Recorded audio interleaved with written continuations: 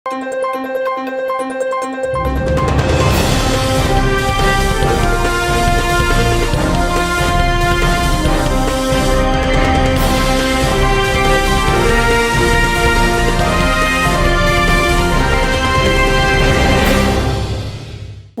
శివాబి news కు స్వాగతం. నా పేరు మహేశ్వరి. ఈనాటి వార్తల్లోని ముఖ్యాంశాలు.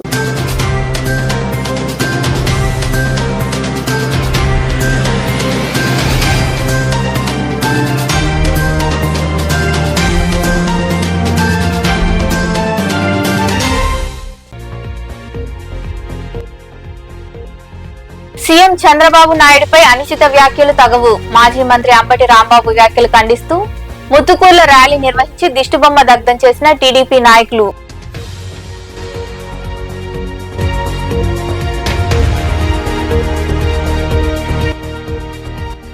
గ్రూప్ 2 కు ఎంపికైన అభ్యర్థికి సత్కారం. మనుగోలు కోదండరామపురం ప్రాంతానికి చెందిన మనోజ్ కుమార్ గ్రూప్ 2 కు ఎంపిక కావడంతో సన్మానించిన Shri Vidyanikethan coaching centre correspondent తదితరులు.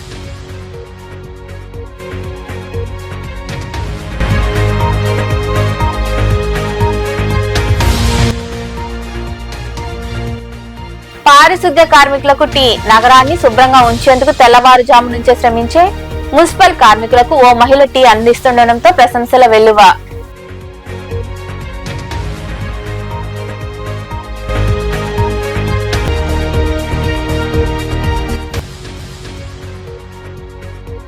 విశ్వనాథుడికి విశేష పూజలు. మనుగోలు సమీపంలోని చెర్లోపల్లి రైల్వే గేట్ వద్ద ఉన్న శ్రీ విశ్వనాథ స్వామి దేవాలయంలో జరిగిన అభిషేకాలు పూజల్లో పాల్గొని స్వామివారిని దర్శించుకున్న భక్తులు. గత వైకాపా ప్రభుత్వంలో టీడీపీ నాయకులు ప్రజలపై అన్యాయంగా కేసులు పెట్టి నానా ఇబ్బందులకు గురి చేశారని టీడీపీ మండల అధ్యక్షుడు నీలం మల్లికార్జున యాదవ్ అన్నారు. ముతుకూరులో మాజీ మంత్రి అంబటి రాంబాబు దిష్టిబొమ్మను నాయకులు కార్యకర్తలు దగ్ధం చేశారు. రాష్ట్ర ముఖ్యమంత్రి నారా చంద్రబాబు నాయుడిని అసభ్యకర పదజాలంతో దూషించినందుకు వైకాపా సీనియర్ నేత మరియు మాజీ మంత్రి అంబటి రాంబాబు దిష్టిబొమ్మను ముత్తుకూరులో టీడీపీ నాయకులు కార్యకర్తలు దగ్ధం చేశారు. అంబటి అనుచిత వ్యాఖ్యలు ఖండిస్తూ ముత్తుకూరులోని షాదీ మందిర్ నుండి కూడలి వరకు ర్యాలీ చేపట్టారు. అనంతరం దిష్టిబొమ్మకు నిప్పంటించారు. ఈ సందర్భంగా టీడీపీ మండల అధ్యక్షుడు నీలం మల్లికార్జున యాదవ్ తదితరులు మాట్లాడుతూ కల్తీ లడ్డు తయారు చేసి భక్తుల మనోభావాలను గత వైకాపా ప్రభుత్వం దెబ్బతీసిందన్నారు. సీఎం చంద్రబాబును దుర్భాషలాడడం సిగ్గుచేటు అని వెంటనే అంబటి రాంబాబు బహిరంగ క్షమాపణలు చెప్పాలని డిమాండ్ చేశారు. చైర్మన్ భార్య చేతిలో బైబిల్ పెట్టుకుని తిరిగింది. ఇంతకంటే ఘోరం ఉంటుంది అంటున్నా. కల్తీ లడ్డు తయారు చేసి భక్తుల మనోభావాలు దెబ్బతీసినటువంటి వైసీపీ ప్రభుత్వం తిరుమలని ప్రతిష్ట ఏ విధంగా దిగదొచ్చారో అందరూ తెలుసు.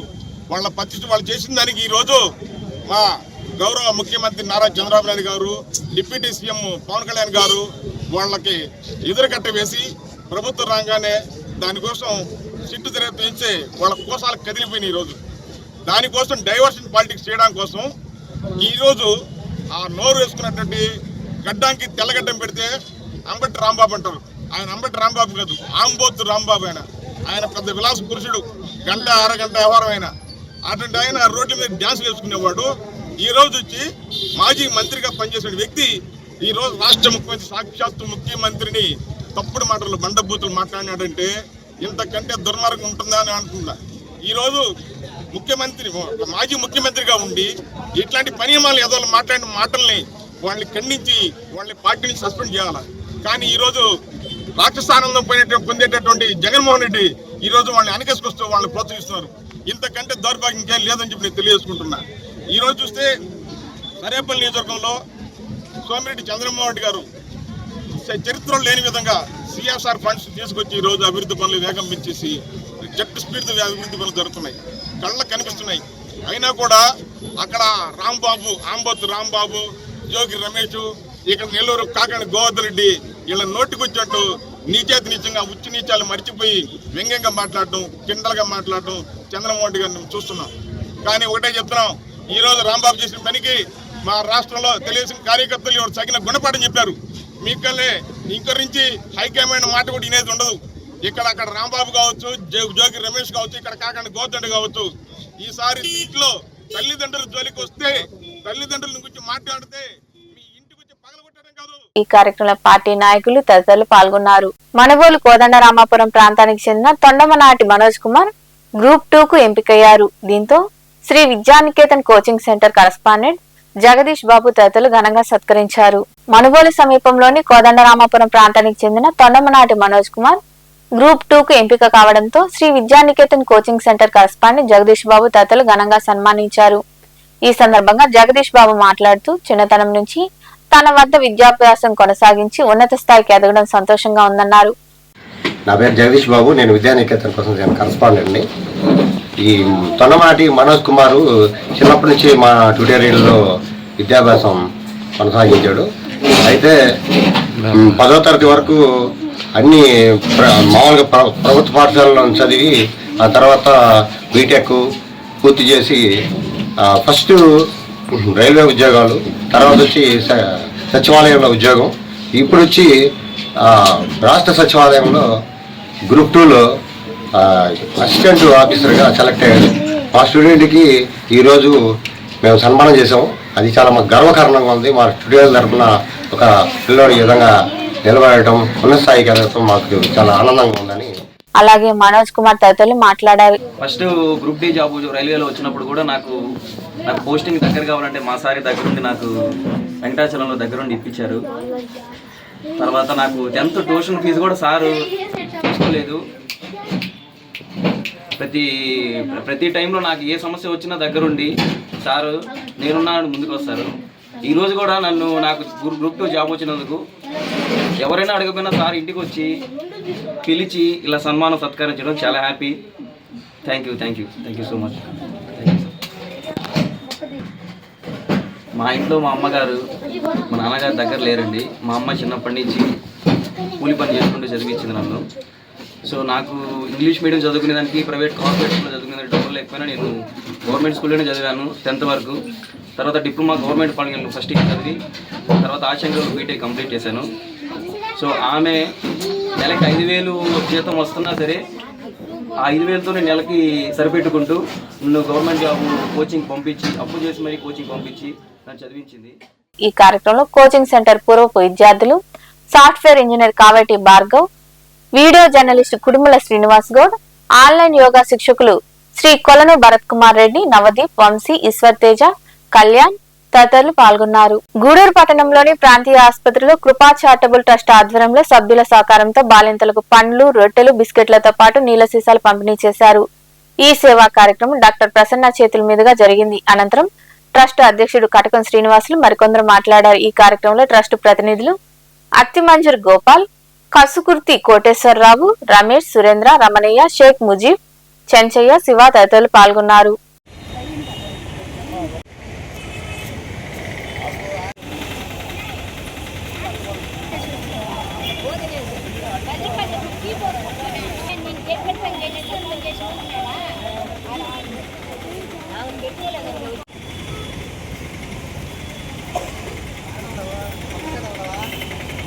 మొదటి వారంలో వారు ఈ విధంగా ఇక్కడున్న పేషెంట్స్కి, బాలింతలు, గర్భిణీ స్త్రీలకి, ఇంకా ఓపీకి వచ్చే పేషెంట్స్, అడ్మిషన్లో ఉన్న పేషెంట్స్ అందరికీ బ్రెడ్, పండు, బిస్కెట్ ప్యాకెట్, వాటర్ అందజేస్తున్నారు.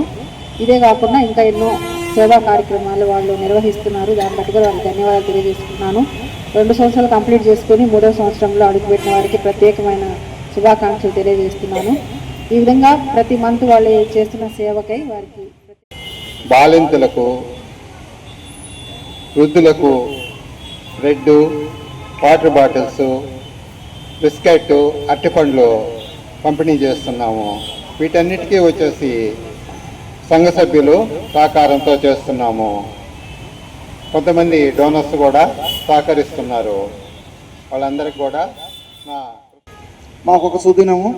ఎందుకంటే 2 సంవత్సరాలు పూర్తి అయిపోయి 3వ సంవత్సరాలకు అడుగుపెట్టినటువంటి ఈ రోజున మేము చాలా సంతోషిస్తున్నాము. ఈ 2 సంవత్సరాలు కూడా మాకు ఈ పట్టణంలో ఉన్నటువంటి వారు చాలామంది సహకరించి చాలా కార్యక్రమాలు చేయడం జరిగింది. చాలా పేదవాళ్ళకి మేము సహాయం చేయడం జరిగింది. అది వాళ్ళందరూ కూడా మాకు సహకరించడం వల్లే మేము చేయగలిగినాము. అందును బట్టి మేము చాలా సంతోషిస్తున్నాము. కాబట్టి ఈరోజు మా కృపాసేవ చారిటబుల్ ట్రస్ట్ సభ్యుల సహాయ సహకారాలతో ఈ యొక్క ప్రభుత్వ ఆసుపత్రి నందు బ్రెడ్లు, అరటిపళ్ళు, బిస్కెట్స్, వాటర్ ప్యాకెట్స్ మన ప్రభుత్వ ఏరియా హాస్పిటల్ నందు మనం ప్రతి నెల మా సభ్యులందరూ సహాయ సహకారంతో మనం బాలింతలకు, గర్భవతులకు, ఇక్కడికి వచ్చే హాస్పిటల్కి, వృద్ధులకు అందరికీ పౌష్టికాహారం ఇవ్వటం జరుగుతుంది. వాటిల్లో బ్రెడ్, పండ్లు, బిస్కెట్లు, వాటర్ బాటిల్ ప్రతి నెల క్రమం తప్పకుండా మమ్మల్ని పంపిణీ చేస్తున్నాం. అలాగే మాది 2 సంవత్సరాలు పూర్తయింది ట్రస్ట్ స్థాపించి. 3వ సంవత్సరంలోకి కొత్తగా బెడ్ మీద ఉన్న బాలింతలకి, అలాగే ఇంకా నిరుపేదలుగా ఉన్న వాళ్ళ బెడ్ మీద ఉన్న వాళ్ళకి మా కృపాసేవ చారిటబుల్ ఆధ్వర్యంలో పండ్లు, బిస్కెట్స్, బ్రెడ్, వాటర్ బాటిల్ క్రమం తప్పకుండా మేము ఈ పంపిణీ చేయడం జరుగుతున్నది. ఇది కూడా ఈ హాస్పిటల్ అందరూ మాకు ఇచ్చిన ఒక ఇదిని బట్టి మేము దాన్ని క్రమం తప్పకుండా చేయగలుగుతున్నాము. అట్లాగే మాకు ఎంతోమంది సహకరించి ముందుకు వచ్చి దాతలు మాకు ఎన్నో సహాయాలు చేయగలుగుతున్నారు. దానివల్ల మేము ఎంతోమంది నిరుపేదలు కూడా ఫుడ్ కావాల్సినటువంటి నిత్యావసరాలు వచ్చి బుక్స్. ప్రతిరోజు మన నగరాన్ని శుభ్రంగా ఉంచేందుకు తెల్లవారుజాము నుంచే శ్రమించి మున్సిపల్ కార్మికుల కోసం ఓ మహిళ చేసిన చిన్న పనికి ప్రశంసలు దక్కుతున్నాయి. ఇంటి ముందుకు వచ్చిన వారికి స్వయంగా టీ ఇచ్చిన వీడియో సోషల్ మీడియాలో వైరల్ అవుతుంది. మన కోసం కష్టపడే వారిని గుర్తించాలి అనే ఆమె ఆలోచన నెటిజన్ల హృదయాలను తాకింది. మంచి మనసుతో చేసిన సేవ చిన్నదైనా ఎంతో గొప్పదని కామెంట్లు చేస్తున్నారు.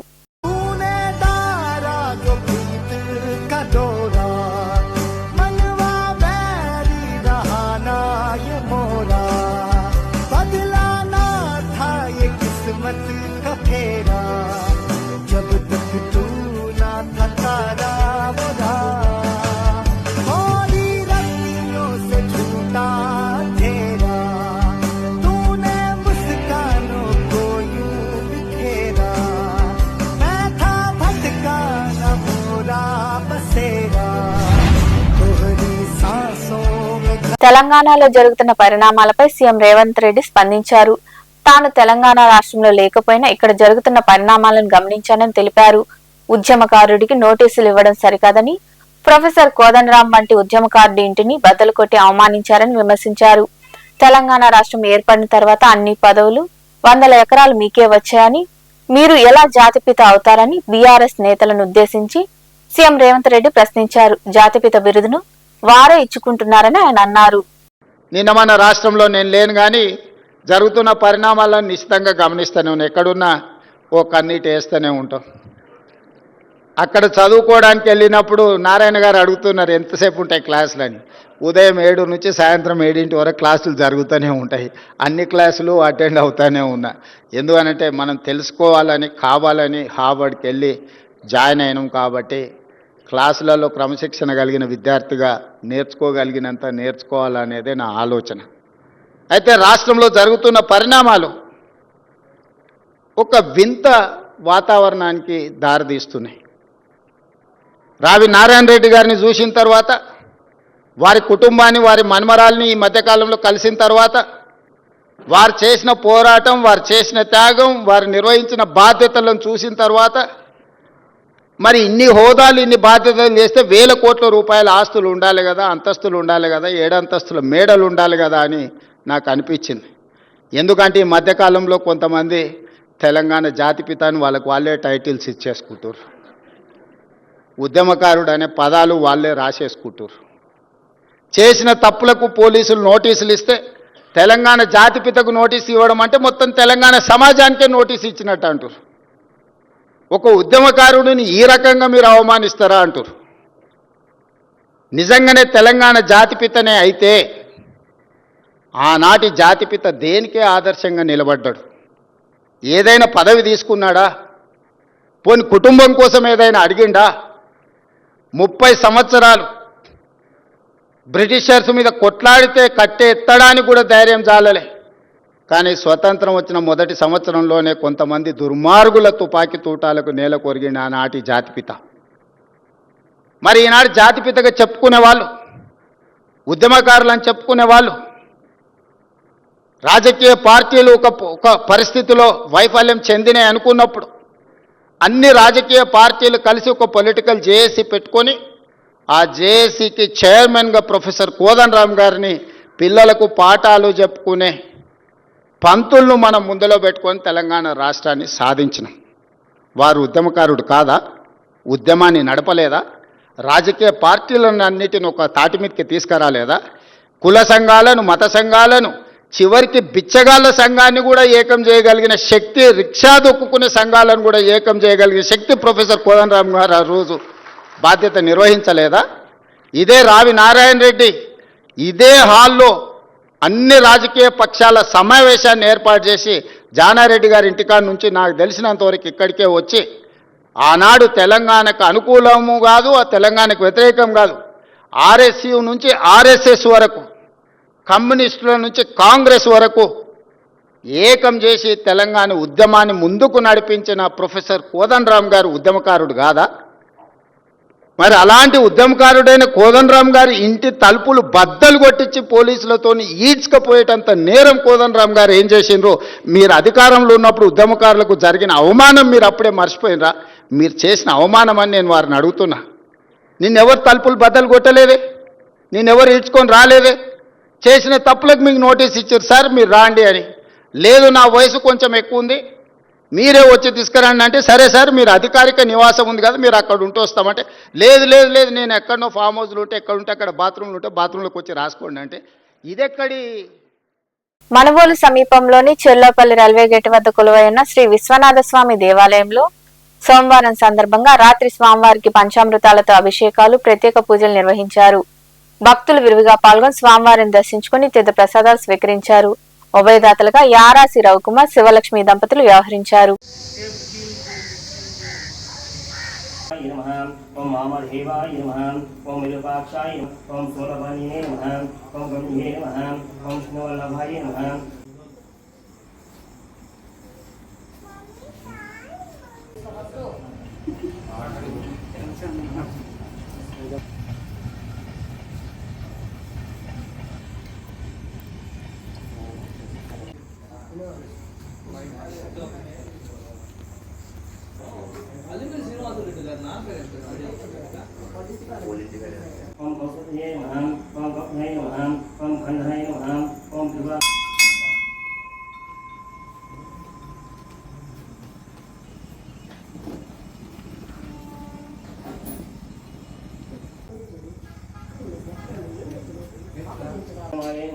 ओम सोमाय नमः ओम पंचोक्षराय नमः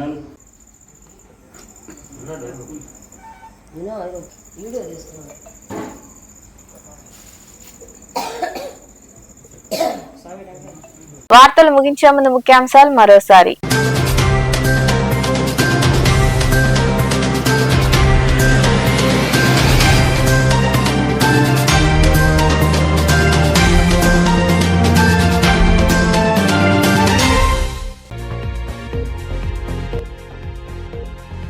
సీఎం చంద్రబాబు నాయుడుపై అనుచిత వ్యాఖ్యలు తగవు. మాజీ మంత్రి అంబటి రాంబాబు వ్యాఖ్యలు ఖండిస్తూ ముత్తుకూరులో ర్యాలీ నిర్వహించి దిష్టిబొమ్మ దగ్ధం చేసిన టీడీపీ నాయకులు.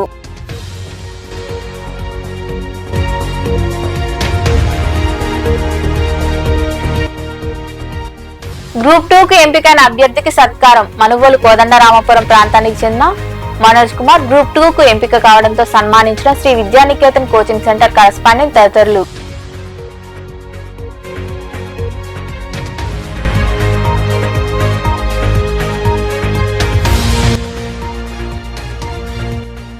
పారిశుద్ధ్య కార్మికులకు టీ. నగరాన్ని శుభ్రంగా ఉంచేందుకు తెల్లవారుజాము నుంచే శ్రమించే మున్సిపల్ కార్మికులకు ఓ మహిళ టీ అందిస్తుండటంతో ప్రశంసల వెల్లువ.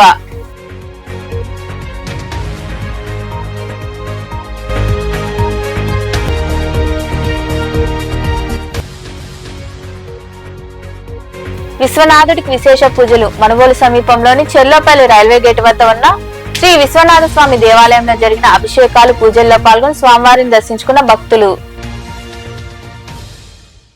ఈ వార్తలు ఇంతటితో సమాప్తం. తిరిగి ప్రసారమయ్యే శివాబి న్యూస్ లో మళ్ళీ కలుద్దాం. అంతవరకు సెలవు. నమస్తే.